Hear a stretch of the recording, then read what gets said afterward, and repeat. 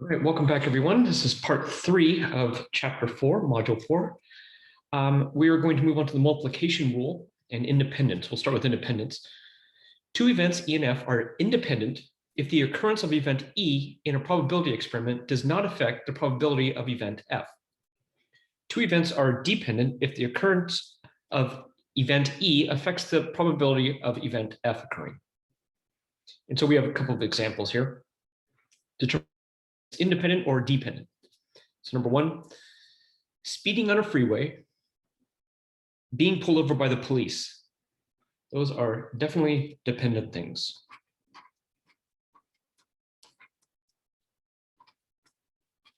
One definitely depends on the other. You have pancakes for breakfast, and then your best friend gets an A on her exam. These two things have nothing to do with one another. This is independent.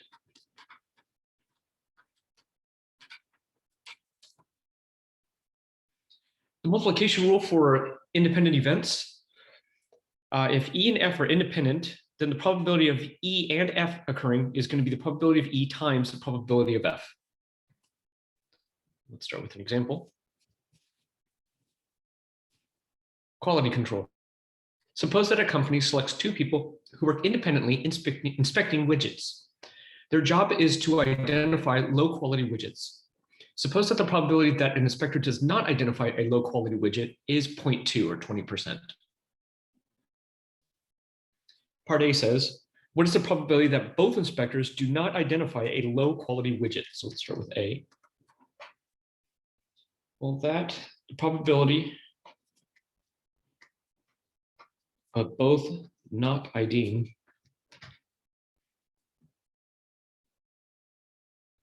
is going to be 0.2 times 0.2. This is 20%. Now the cool kids are going to put 0.2 squared and get our handy dandy calculator out. 0.2 squared.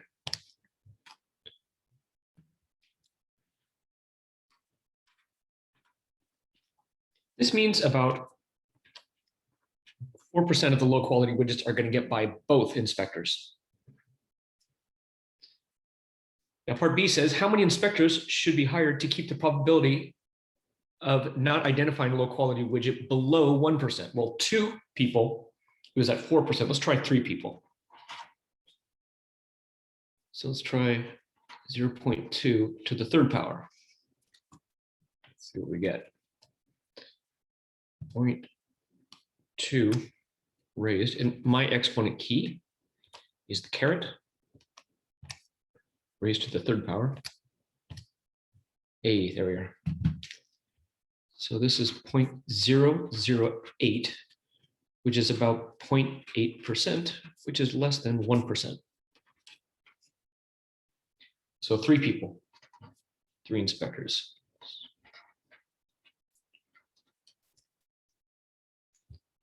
To be less than 1%. Example 19. What is the probability of obtaining 2 heads in a row when flipping a fair coin? So let's take that question first. I'll call that part A. So this is the probability of getting a heads and another heads. Well, again, if it's a fair coin, that means it's 50% for both flips.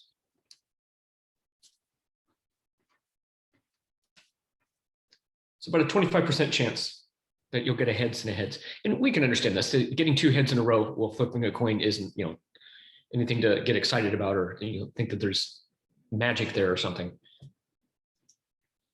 All right, let's do the next question. So would this be unusual? No, it wouldn't be unusual. So not unusual. Not unusual. Would flipping a coin 5 times in a row and getting a tails every time be unusual? Let's see what that is. Probability of, 5 tails.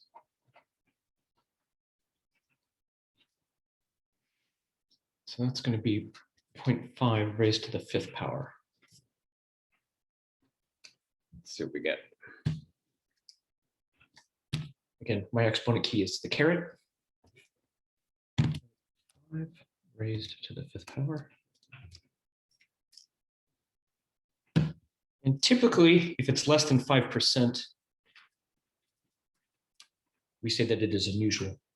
So this is 3.125%. So this is unusual. And if you had a coin and flipped it 5 times and got 5 tails in a row, you might start to think to yourself, is this coin biased somehow? All right, let's move it on.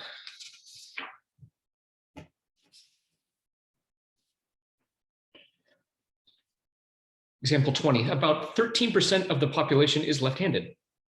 What is the probability that 3 randomly selected people are left-handed? So probability 3 are left-handed. Well, that's going to be 0.13 3 times.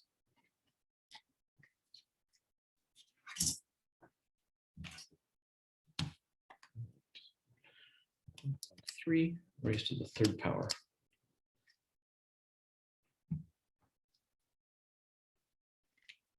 This is 0.002197. So not very high, well less than 1%. Number 21. Suppose that 2 cards are randomly selected from a standard 52 card deck. Part A. What is the probability that the first card is a club and the second card is a club if sampling is done without replacement? So now we are to a point, so no replacement. Probability of club.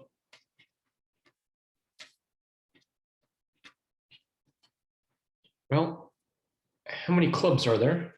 There are 13 clubs out of the 52 card deck. But once I take one out, I now only have 12 clubs left out of the 51 that are left. Let's see what we get.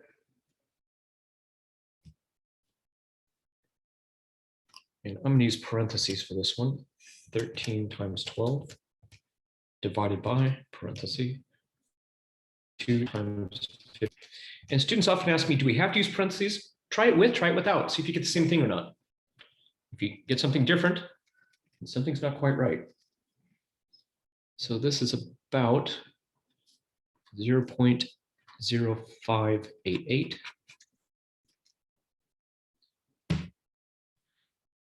Part B is the same question. However, in this case, they do it with replacement.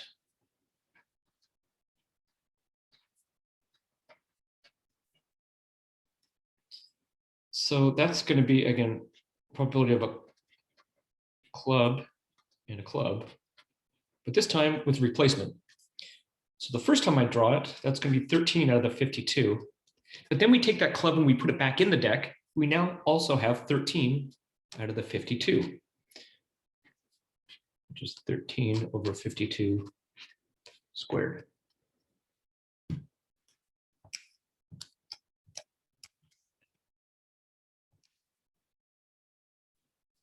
Pushing my squared button. You notice it's a slightly different answer. And the reason it's a little higher is because we've raised the probability of that second card. We lowered it here. Kind of makes sense. Example 22. Due to a manufacturing error, 8 cans of regular soda were accidentally filled with the diet soda and placed in a 24 pack. Suppose that 2 cans are randomly selected from the 24 pack. Part A. Determine the probability that both contain diet sodas. Now we're assuming not replacement on this one. Usually when you take a soda out, you drink it. So probability, both are diet. So we have 8 diet, which means the remaining 16. Yeah, the remaining 16 are regular Coke, cola, pardon me. So the probability that both are diet, so probability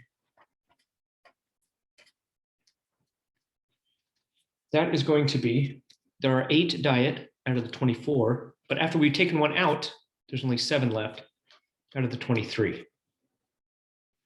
Let's see what we get with that. 8 times 7, which I know is 56, divided by, I would use parentheses here, 24 times 23.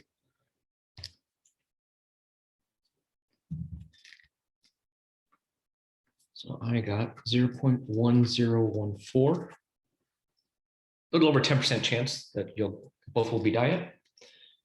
And part B, determine the probability that both contain regular soda. Well, if you remember, so probability both regular soda. There are 16 regulars, so 16 out of the 24, again, without replacement, 15 over 23. There's only 15 left after we've taken one from the 16. So 16 times 15 divided by 24 times 23.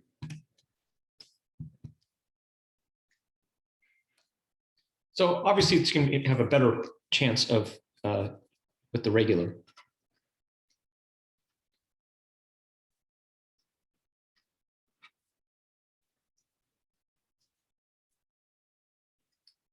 Not too bad. All right. So we're going to talk about the at least rule.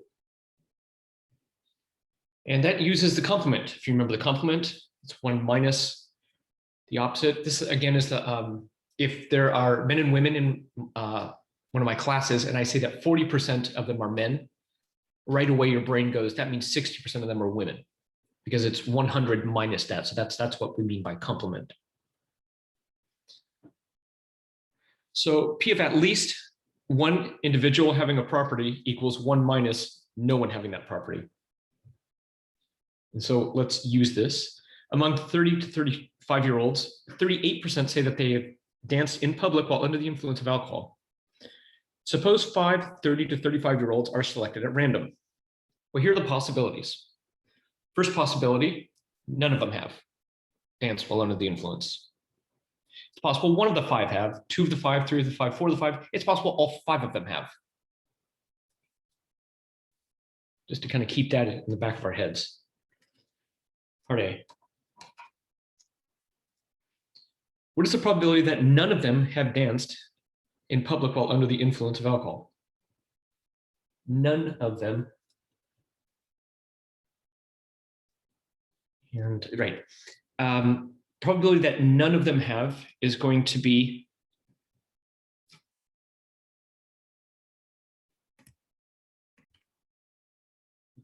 something that we have to do first.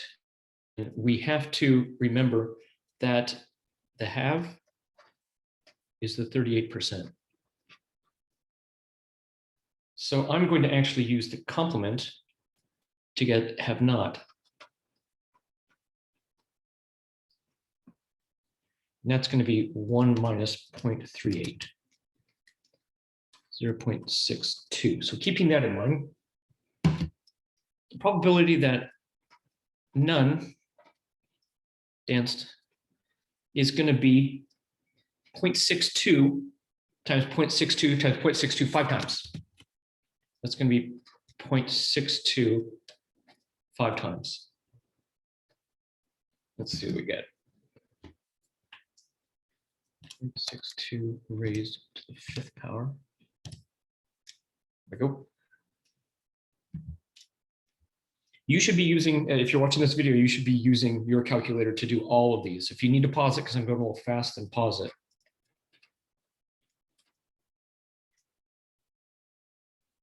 All right, part B. What is at least one has danced in public while under the influence? And actually B and C are the same question.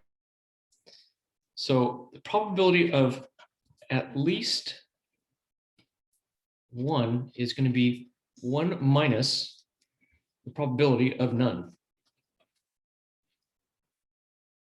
And I'm going to use a trick that I showed in other videos. But if you look above the negative button on my calculator, it says answer. That's this previous answer. So I'm going to do actually 1 minus and second negative, and it's going to give me the previous answer and give me the complement.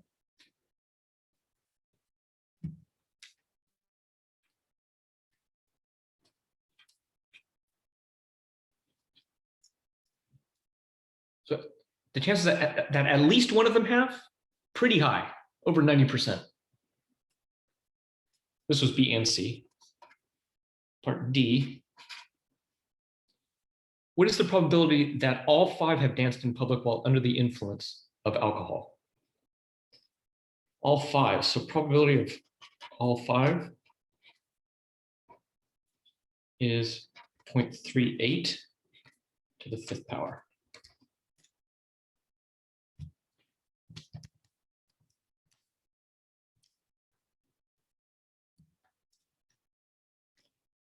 I'm getting about approximately 0.0079, very low probability that all 5.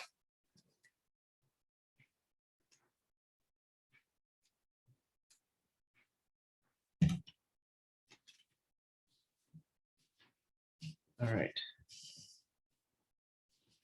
Next up, Christmas lights are often in a series circuit. This means that when one light burns out, the entire string of lights goes black. Suppose that the lights are designed so that the probability of a bulb will last 2 years is 0.995. The success or failure of a bulb is dependent on to the success or failure of other bulbs. What is the probability that in a string of 100 lights, all 100 will last 2 years? So part A.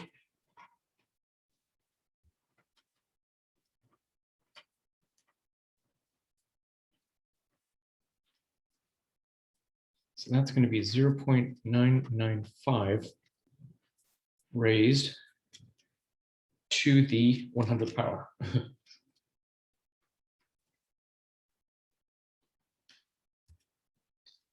0.995 raised to the 100th power.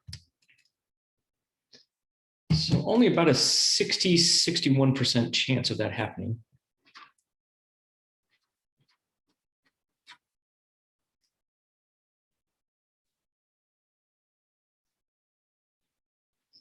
So part B, probability.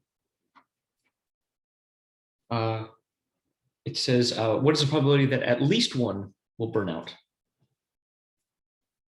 Well, we're gonna have to do this. So let's do probability of at least one will burn out. And what I'm gonna need is, first of all, the complement.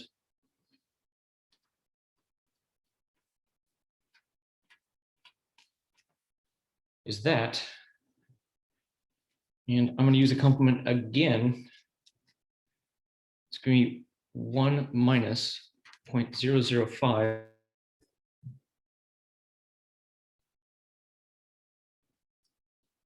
will burn out. Yeah, so this is the burnout here.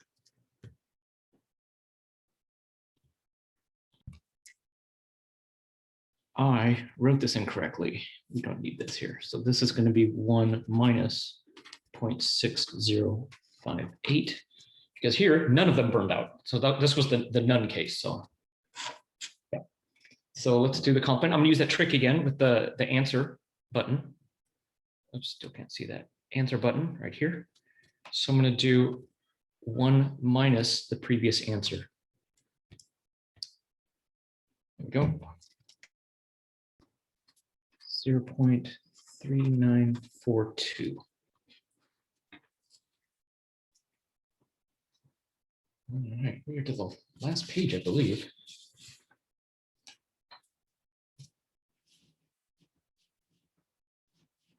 All right, we are now conditional probability. What that means is we're going to assume a condition is being held. So this is read, what's the probability of event F happening given that event E will happen?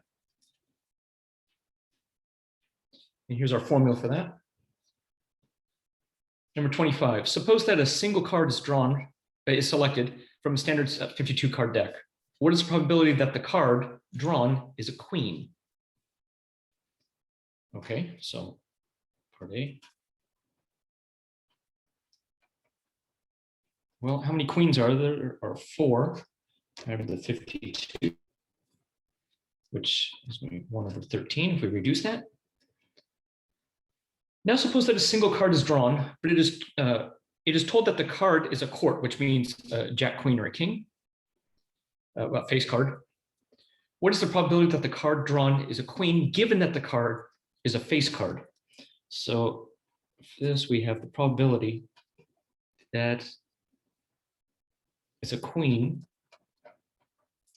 given that it's going to be face cards. So that's going to be 4, because there's 4 queens, divided by the total number of face cards, which is going to be 12, or 1/3. So you can see, let's see what those decimals are real quick.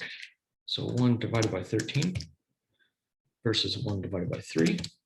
And we can see that it drops down. If we know we're only drawing from face cards, then there's a 1 in 3 chance, which makes sense. There's three types of face cards, right? All right. Last problem. The university conducts a survey. We had this chart in a different video of 371 undergraduate students regarding satisfaction with student government. Results of the survey are shown in the table by class rank. Express probability in decimals rounded to 3 decimal places. And so here we are. Okay, part A. Let's push this up. Part A. What is the probability that he or she is not satisfied with student government? So probability not satisfied overall. So we're looking at the table. Not satisfied is here. There's a total number of 76 students out of the 391. And they want it rounded to 3 decimal places. Let's see what that looks like. 76 divided by 391.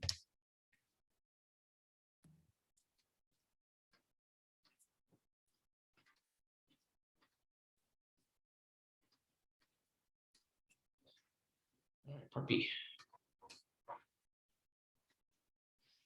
Given that the participant is a junior, what is the probability that he or she is not satisfied with student government?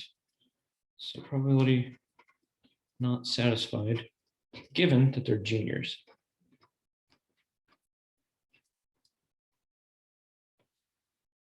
All right, so we have not satisfied and a junior up top. So let's do this. Probability of not satisfied and junior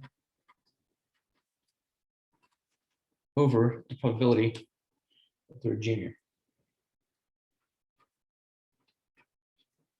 Well, not satisfied and not a junior, and I could use the N definition instead of the P. It's gonna be a little bit easier, I think. So I'm just gonna do that. So I'll change these to N's real quick. N. All right, number of people that are not satisfied and are juniors. So here are my juniors not satisfied. That's 12, it looks like to me.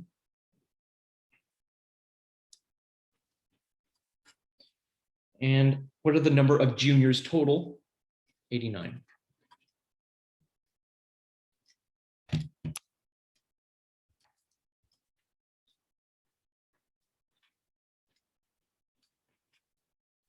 That there. And part C. It says, suppose that we know that the participant is satisfied. What is the probability that he or she is a senior? So the probability senior given that they're satisfied. Student government. So up top is going to be the number of people that are satisfied seniors over the number of satisfied students. So satisfied senior is going to be here. That's 62 over the total number of satisfied. 236.